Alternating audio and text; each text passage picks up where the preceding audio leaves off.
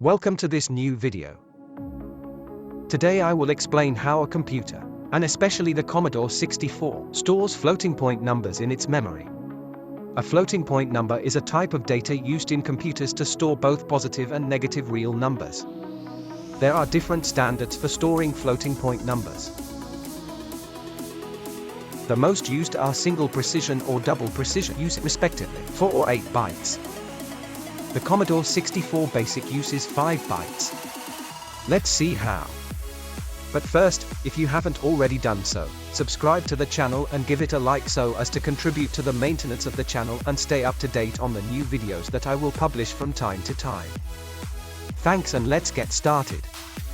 Real numbers require 3 pieces of information. A mantissa, between 0.5 and 1. The sign, positive or negative. An exponent.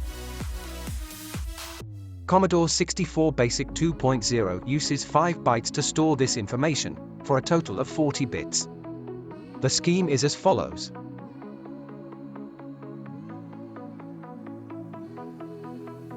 Description: bits 0 to 7. Exponent byte 0 stored in a modulo 128. Representation as follows. Basically, it is sufficient to subtract 128 from the byte to know the value of the exponent. Bit 8, sign. Bits 9 to 39 mantissa. The value is given by the following formula. B1 equals B1 logic or 128. An additional bit, 40, is implied, which is always worth 1. So the number is given by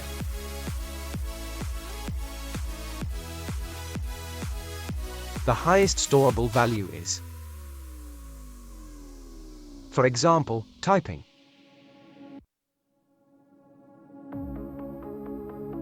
We will get the following numbers, which is a constant stored in the Commodore 64 Basic ROM.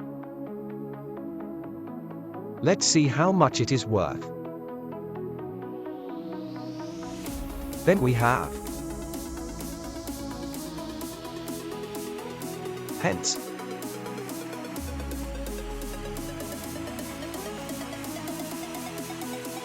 Sign: since bit 8 is 0, the sign is positive.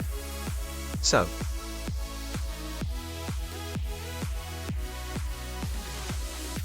we discovered that in the ROM of the Basic of the Commodore 64 at address AEA 8.44712 contains the pi Greek.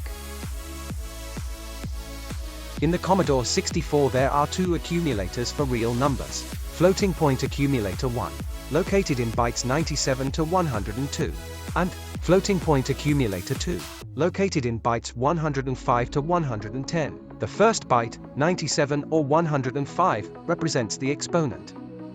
The 4 subsequent bytes represent the mantissa. The first bit is always set to 1.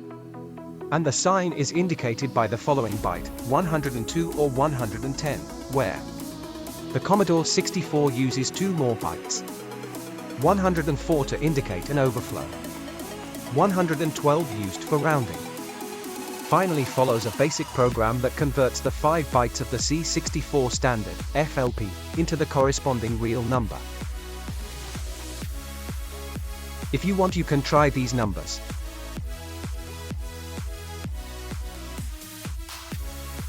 Thank you so much.